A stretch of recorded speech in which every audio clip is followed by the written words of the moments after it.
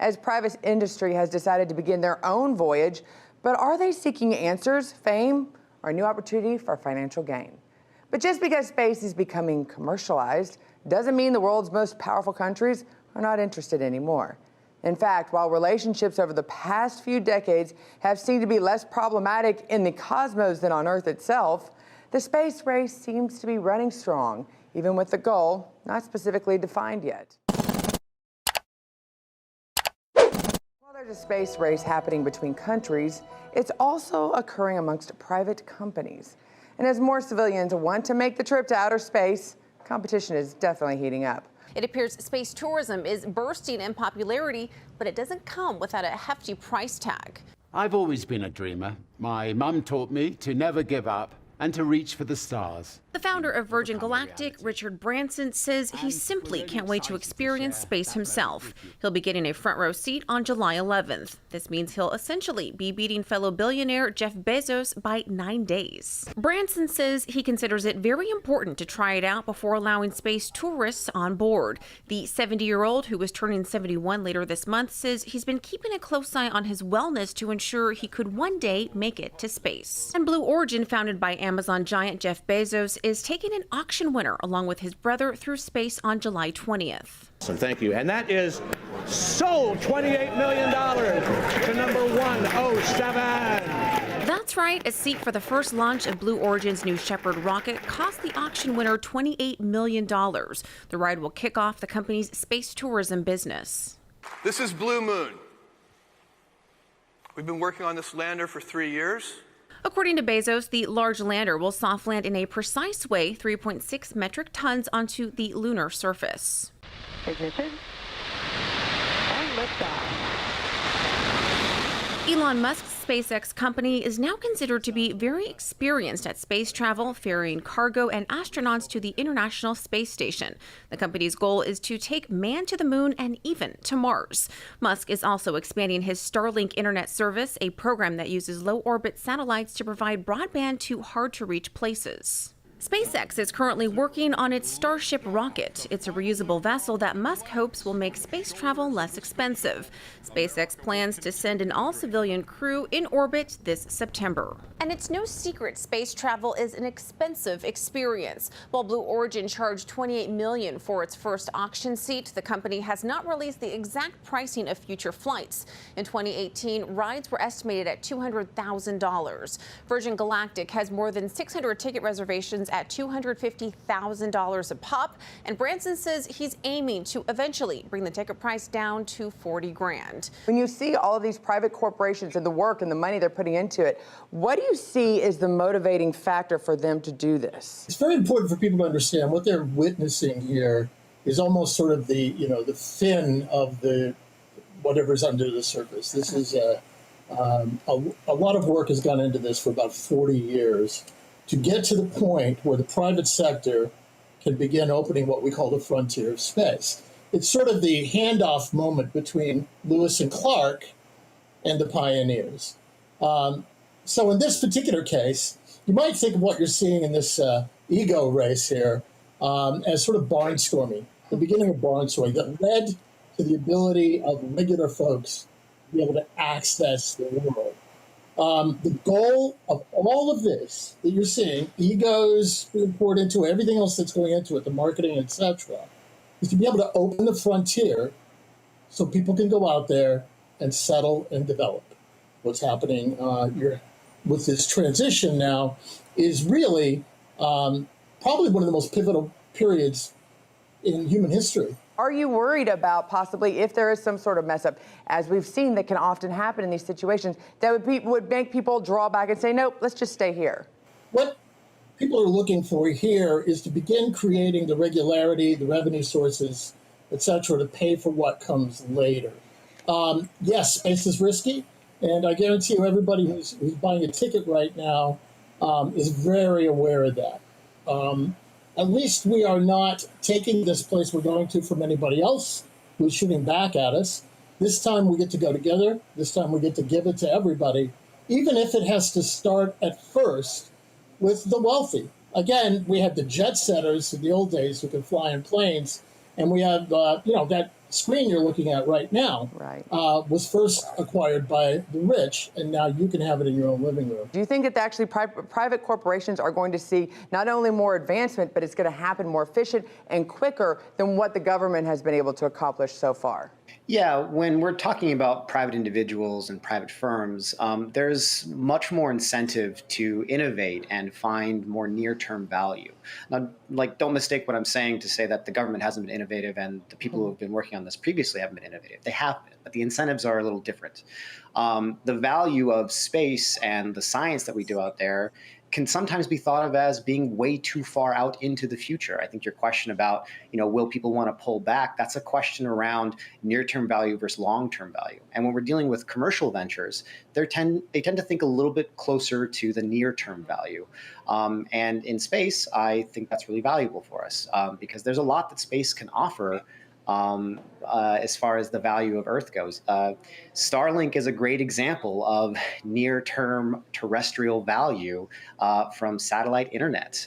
There are places on planet that just don't have access to the same type of information technology and infrastructure that places like the US or other developed countries have. So Starlink is going to give them access to economic opportunities that we all take for granted. Should governments eventually try to find a way to get involved and into this private venture? I would instead reframe this to not be is commercial doing this versus government doing it. They're all partnered together in right now. I think your question might be related to regulation, very specific and stronger regulations.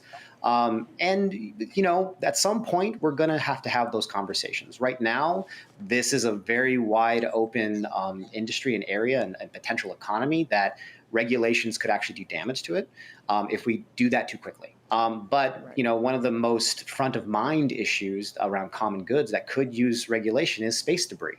And there's lots of really great commercial options that are looking at that, but governments might have to get involved. Is this going to cause even better, more efficient technology? And how quickly do you think we're going to see actually everyday Americans getting a chance to actually go into space? I say this to everyone I talk to about this. It's very important to understand, especially in the case of Richard, Jeff, and Elon, they're not going into space so much to make money as the fact that they made their money to open space.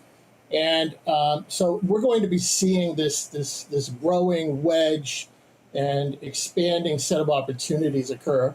And yes, standing on the shoulders of the giants in our governments. There's two races going on in space right now. That is between these private sector individuals, and then there's the nations of China, Russia, the United States, looking to go out and take over parts of the moon. I'd rather see this one. I want to start this off by looking back at the most pivotal events in space history. And what got it all started was actually the Cold War, where Russia and the United States were embattled in a space race to the moon. Now, more than a half a century later, the United States and Russia are still leaders in space research and discovery. But one country has caught up, giving both Russia and the U.S. a run for their money. Calls into question, however, if you have multiple countries trying to be the most dominant in the new age of space, how will that affect international and political relations around the world? In 1961, the very first human, Russian cosmonaut Yuri Gagarin, orbited the Earth. 8 years later, the very first human, United States astronaut Neil Armstrong, walked on the moon. The story has been the same for decades. It was the U.S. and Russia and the Cold War space race, and they remained the two most dominant nations in just a handful of countries to explore the final frontier. But now, a new story in a new century with three dominant nations: the United States, Russia, and China. However, each nation embarking on different missions. Earlier this year, the United States accomplished a first in space and a first on Mars, flying the first successful motor-operated airplane on the Red Planet, an $85 million project. Monday, NASA's helicopter, named Ingenuity, made its 9th flight, going as fast as 16 feet per second and flying for almost 3 minutes. While the U.S. is still looking to explore the planet more, a recent June report on unidentified flying objects has the U.S. left with more questions than answers. The Director of National Intelligence reporting the government can't explain 143 out of 144 reported UFO cases. Now NASA is on the hunt for life on other planets in our solar system and if we can live life on other planets. While the U.S. is in search for what's out there, Russia's looking to glam it up. Come this October, a Russian actress and filmmaker will blast off to the International Space Station to shoot the first film in orbit before the Americans. If it's mission accomplished, Russia will beat Mission Impossible star Tom Cruise and director Doug Liman, who want to beat the Russians to it. China, behind both the U.S. and Russia for some time, has caught up, completing the nation's second spacewalk last Sunday, where astronauts tested new generation spacesuits, installed equipment, elevated a panoramic camera, and tested a robotic arm. And just before that, China not only landed on Mars, but also released new footage captured by the nation's Mars probe. But a new idea makes you think you're rewatching the movie Armageddon, where Hollywood astronauts have to save the world by blowing up an asteroid that's heading for Earth. Well, researchers at China's National Space Science Center want to practice firing the nation's largest rockets into space to practice fending off large asteroids in the event they're heading for Earth. So with 3 major countries now in the space race, is it a good thing or a bad thing? One space researcher in Beijing telling the South China Morning Post, quote, "Competition between China and the U.S. will help accelerate development of such a technology. The problem is, when the doomsday threat comes, politics may override science, and lots of time may be wasted on debates to decide which country should take the lead. But who will take the lead? The answer truly will be out of this world." I want to ask you, as you're looking at what China is doing, what Russia is doing, the U.S. is doing, we like to think that it's in science for the advancement of all, but what are you looking at? What are you seeing, and what are some of the opportunities space can offer to a government which might not be available here on Earth, because there's really no governing body or legislation that sets the rules for what's happening above the Earth? 3 things to really know here, Scotty. First of all, the Chinese have not caught up with the United States and Russia. The Chinese are not doing anything here. Not one thing that the United States and Russia didn't do in the middle 1960s. Since before the Beatles were huge, that's how long ago it was. The second thing to understand is that space exploration, there's so many different dimensions to it, whether it's telescopes or probes to various planets to try to learn different things. So it's a wide range of projects. And international collaboration makes sense when, for example, if Roscosmos, the Russian space agency, and NASA agree that, for example, if they wanted to go look at one of Saturn's moons, then cooperation, the economics of that makes sense. But you have to come together on which science projects you'd like to do. The third thing to know is about the space station. The United States and Russia have done long-duration space flights, again, since the middle 1960s, since the first Soyuz and the Gemini program in the case of the United States. We've been having people up there for weeks and months, and then Skylab in our case. ISS has been up there for years. At some point, have we wrung enough science out of the International Space Station? Is there any more we can do? Especially since there's nothing we haven't been doing up there for 6 decades. So the governments have to decide: are these budgets, should these resources be allocated elsewhere in the space program? So that's the thing the governments have to look at: is low Earth orbit really still the place to be? Is there still science to be gotten there, and is it worth the cost? Former President Donald Trump started a new military branch. He didn't just start a government agency or another division. He actually started a branch of the military, and it's been mocked at times by this present administration. Well, that's what I want to ask you. Let me real quick remind us what Jen Psaki had to say earlier this year. They asked whether the president has made a decision on keeping the scope of Space Force. Wow, Space Force. It's the plane of today.